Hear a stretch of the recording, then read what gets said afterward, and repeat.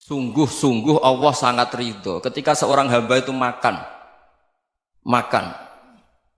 Makan ketika sesuap nasi dia muji Allah, ketika minum seteguk nasi dia muji Allah. Itu kalau orang diridhoni Allah itu wali betul. Itu untuk jadi wali itu gampang. Kamu makan ridho, kamu ninjak buminya Allah ridho seneng, kamu hidup keseharian aman seneng. Nah ini supaya sampai kita semua ngaji betapa panduan Rasulullah untuk menggapai ridho Allah itu banyak yang keseharian sekali.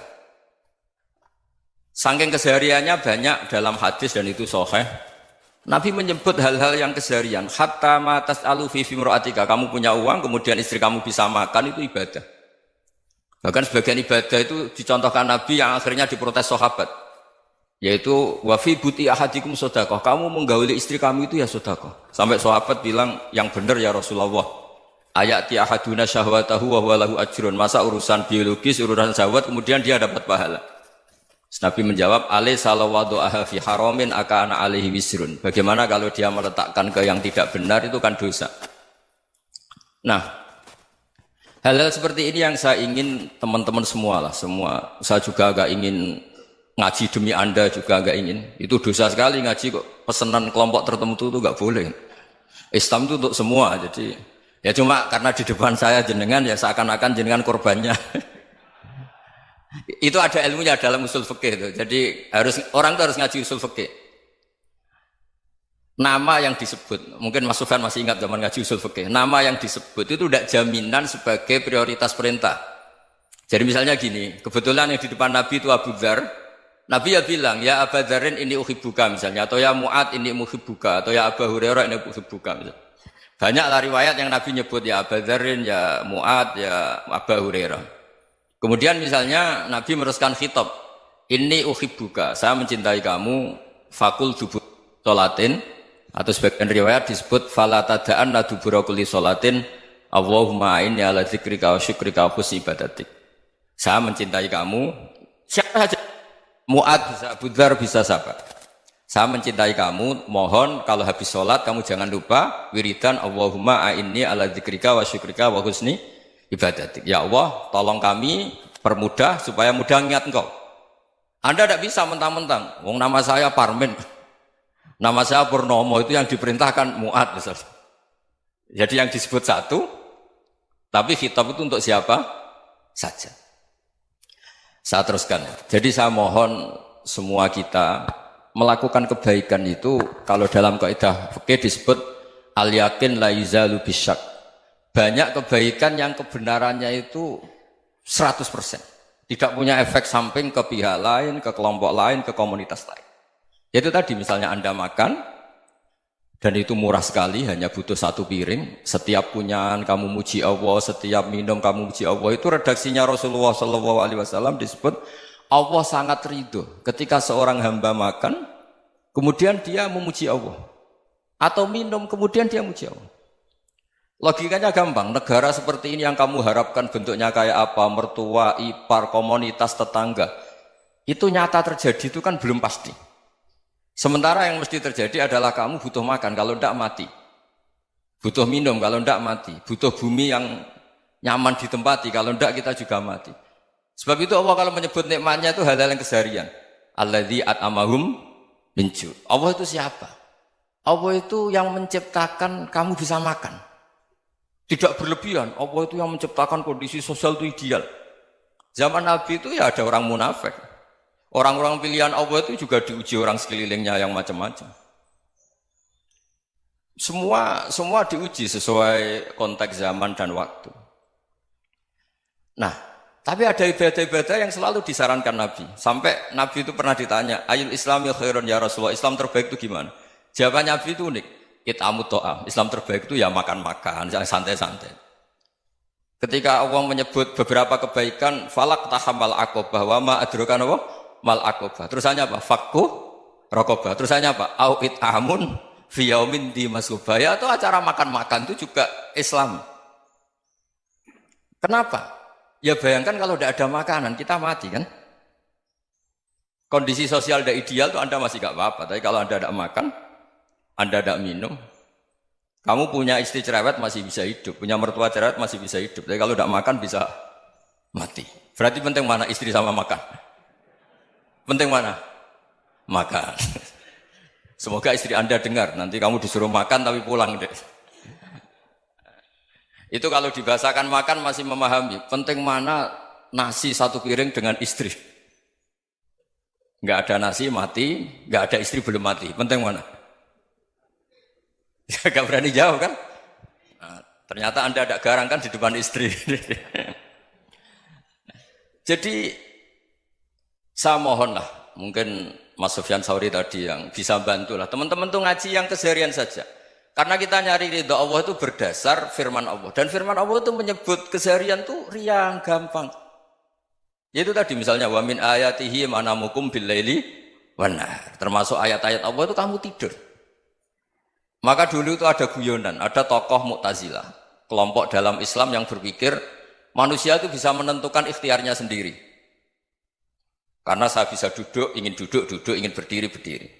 Karena kelompok ini nggak terima kalau semua kehendak Allah, nanti bagaimana kalau semua kehendak Allah kok ada hisab ya, ada sanksi.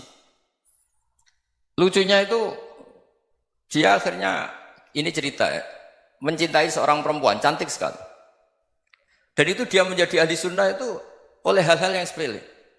Karena istrinya cantik, ya namanya suami istri itu hubungan intim. Terus ditanya, Mas, masih ingin lagi? Masih. Silahkan diulang lagi. Wah ya tidak bisa. Katanya manusia bisa menentukan yang diinginkan. Itu tobat itu.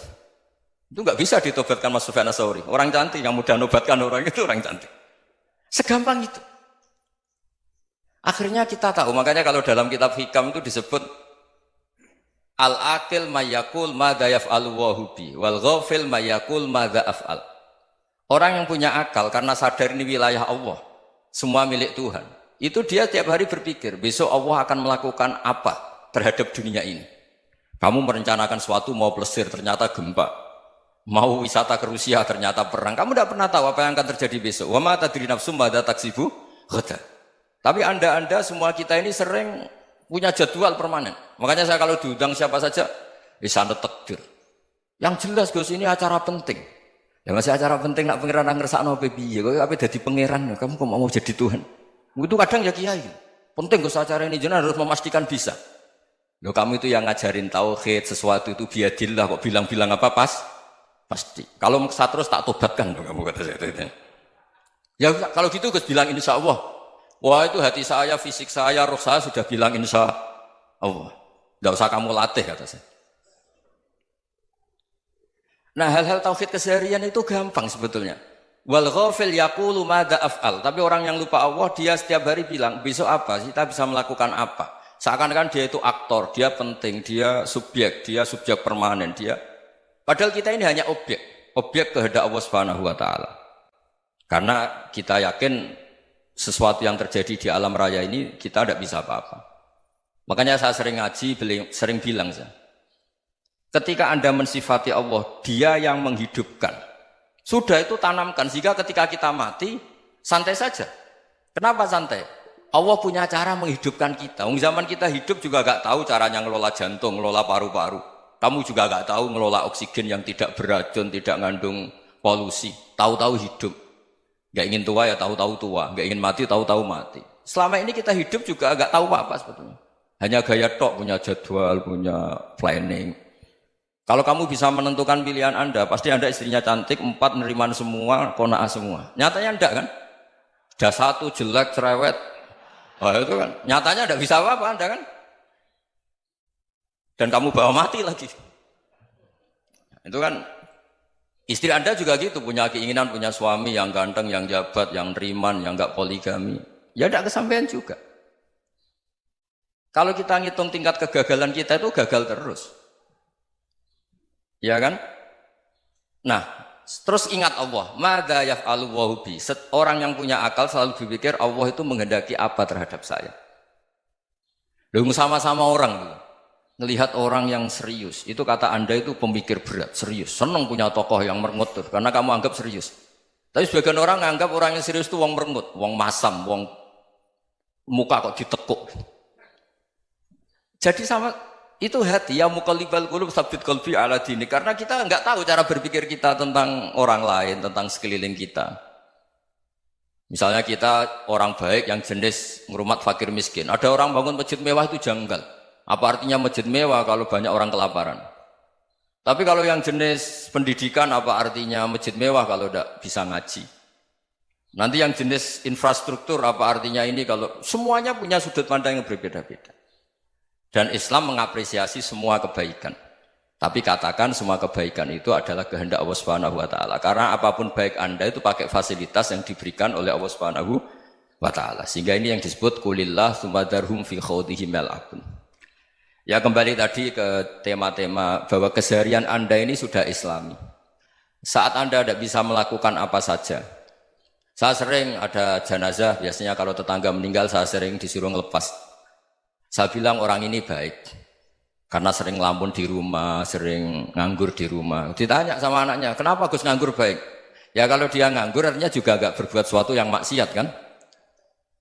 Ya kan? Orang nganggur di rumahnya ya tidak bunuh orang, tidak maling, tidak korupsi, ya namanya nganggur di rumah. Lah cuma istri cara pandang nganggur gak menghasilkan uang itu. Tapi juga gak menghasilkan kriminal kan. Jadi sebenarnya Islam itu cara, makanya kalau sampai ngaji usul fikih itu ada kitab usul fikih namanya Lubul Usul, itu terkenal sekali di pesantren itu. Itu kalau ngapresiasi keseharian itu luar biasa.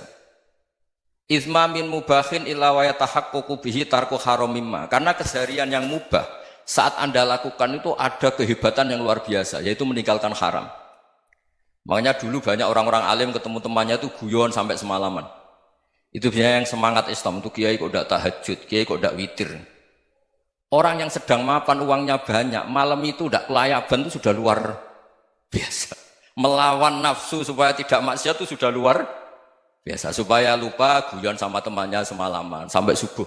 Gejolak-gejolokan ngenang zaman miskin, zaman kuliah nggak jelas, zaman apa.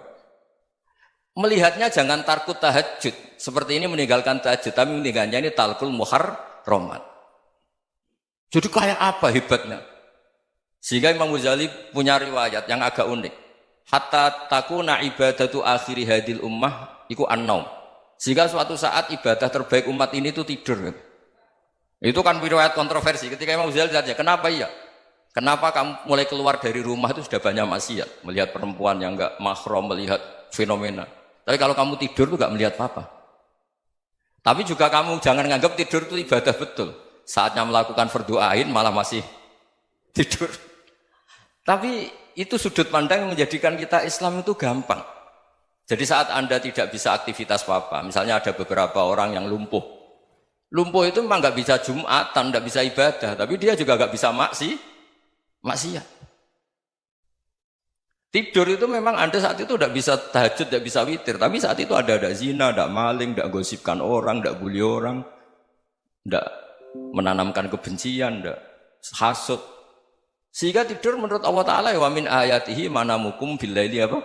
Wan-nahar. Karena di tidur itu selain ada unsur istirahat, jaga kestamina, juga ada unsur meninggalkan beberapa keburukan. Nah saya mohon ibadah yang keseharian ini kita jaga. Supaya kita semua baca ayat itu fasih. Fasih itu tertanam di hati. Allah itu siapa? Alladzi at'amahum min ju'i wa amanahum min khauf. Dan Allah kalau cerita di Quran itu anna subabnal ma'a subba thumma syaqaqnal ardha wa syaqqa fa ambatna fiha habba wa inaba wa qadba wa zaituna wa nakhla wa hada'iqa hulba. Kamu tahu saya ini siapa kata Allah? Saya ini adalah Tuhan yang menurunkan air, kemudian ada tanaman banyak. Habba wa inaba wa qadba, ada zaitun, ada tin, kalau orang Jawa mungkin ada tela, ada padi, ada mangga, ada pisang. Sudah. Wa inaba wa zaituna wa nakhla wa hada'iqa hulba. Ada perkebunan yang lebat. Tujuannya apa? Mata Allahkum, silahkan kamu pakai, kamu nikmati. Tapi karena kadang kita ini punya ide-ide besar. Tadi untuk syukur saja nunggu punya istri riman, rumah baik, tetangga baik, komunitas baik, semuanya baik baru syukur.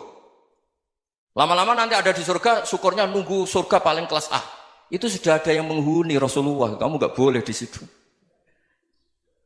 Masa untuk syukur saja? Repotnya Masya Allah. Jadi mohonlah Quran yang kalau Anda hafalkan juz sama itu kan ada ayat-ayat yang kayak tadi. Ya, fal yang dzuril insanu ila ta'ami. Coba lihat. Apa yang kamu makan ya? Dari mana? Dan untuk mempertahankan hidup kamu keseharian. Jadi jangan kira ibadah itu harus membentuk komunitas yang versi Anda. Ibadah itu harus yang hal yang mulu-mulu. Kesehariannya Anda alami. Loh ini saya tidak bikin-bikin. Saya ngaji bukan karena berdasar pesanan. Itu ayat yang saya baca kan betul ada ayatnya kan. Fal yang dzuril insanu ila tu'ami. Anna soba benal ma'ah sobba. Thumma syaqaqnal ardo syaqqa. Fa'ambasna fiya habba wa inabau wa qodba. Wa zaitunau wa nakhla. Wa hadaika khulba. Terusannya apa? Mata'al lakum. Silakan kamu nikmati. Mata itu silakan kamu nikmati. Ya kayak sampean dikasih hidangan ya makan. Ya sudah makan. Habis makan ya minum. Habis itu ngantuk ya tidur. Ya sudah normal-normal saja. Kayak apa indahnya Islam. Tapi Anda mencari Islam yang gimana lagi? Nah itu yang diajarkan guru-guru kita, diajarkan sanad kita sampai Wali Songo, sampai Rasulullah SAW. Bahwa pada akhirnya ada jihad, ada perang. Itu dulu memang perang, bukan membunuh. Beda. Dulu kita dijajah Belanda ya perang. Dan itu normal karena kita dijajah. Jadi ketika orang lain ingin baik sama kita, wa in ahadum minal musyrikin astajaroka ya fajirhu hatta yasma'a kalam Allah. Kalau mereka ingin baik ya kita baik. Makanya ada istilah mustakman, mu'ahad. Kalau mereka ingin damai, berdampingan dengan kemajmukan ya itu yang lebih baik. Karena memang Islam menghormati proses perdamaian. Wa in janahu lis-salmi ya fajnah lah. Kalau ingin damai ya kita harus damai.